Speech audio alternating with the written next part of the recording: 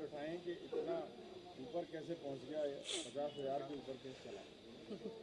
अगर जीएसटी के कारण गिर जाए तो उस पर सवाल, और बढ़ जाए तो उस पर सवाल, सवाल दर सवाल है।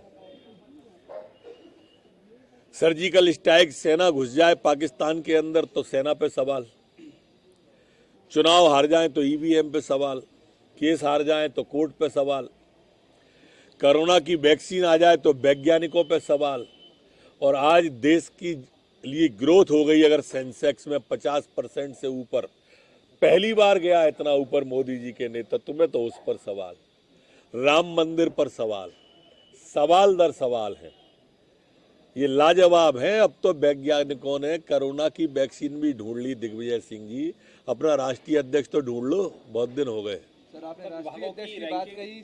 जी को लेकर कांग्रेस का घेराव कर रही है राजभवन। घेराव करना चाहिए राहुल बाबा का, जो 10 दिन में 2 लाख रुपए का कर्जा माफ करने का कह गए थे और नहीं करेंगे तो मुख्यमंत्री बदलने का कह गए थे। 10 दिन के हिसाब से एक महीने में 15 महीने में 45 मुख्यमंत्री बनना थे, एक ही रहा। घेराव करना चाहिए राहुल बाबा, घेराव करना चाहिए उन कमलनाथ जी का जिनने अपने घोषणा पत्र में कहा था कि 2 लाख रुपए 10 दिन में माफ करेंगे, नहीं किए।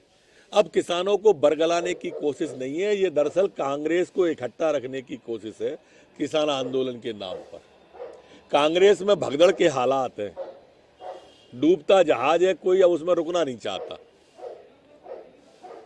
कांग्रेस के रैंकिंग तय जो है करने का प्रस्ताव है, जिलों से भी पूरी रिपोर्ट आ रही है, हर महीने समीक्षा होगी, किस तरह की पूरी योजना? कोई रैंकिंग वाली बात इसमें नहीं है।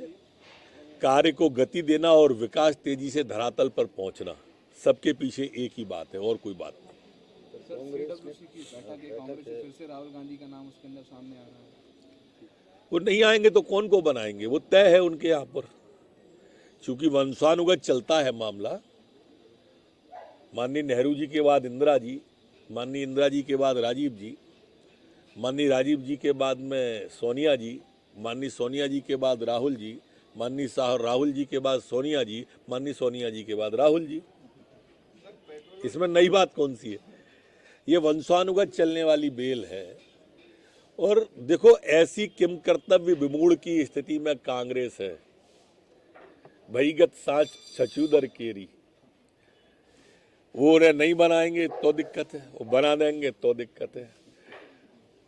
अब वो आगे क्या हुआ खुदा जाने। कांग्रेस का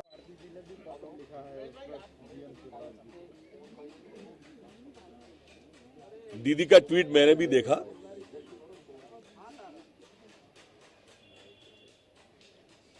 भारतीय जनता पार्टी है, मैंने कल भी कहा था कि यहां प्रजातांत्रिक व्यवस्था है, अभिव्यक्ति की आजादी है,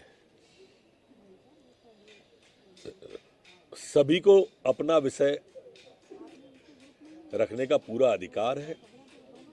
वो हमारी राष्ट्रीय नेता हैं। संगठन और सरकार दोनों उनकी बात को गंभीरता से लेगा, ऐसी मेरी मान्यता है।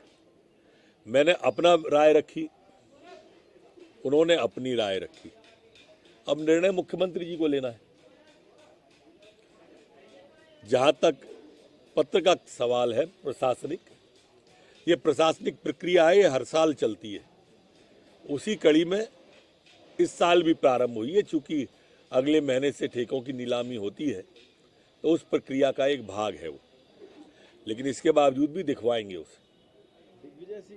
सर, जिस बच्ची की मौत हुई थी उसमें खबर यह है कि डेड बॉडी उसके परिवार यानी कि घर पर नहीं ले जाएगी, सीधे डीआईजी साहब का बयान उसमें छपा है कि वो सतत उनके परिवार के संपर्क में थे।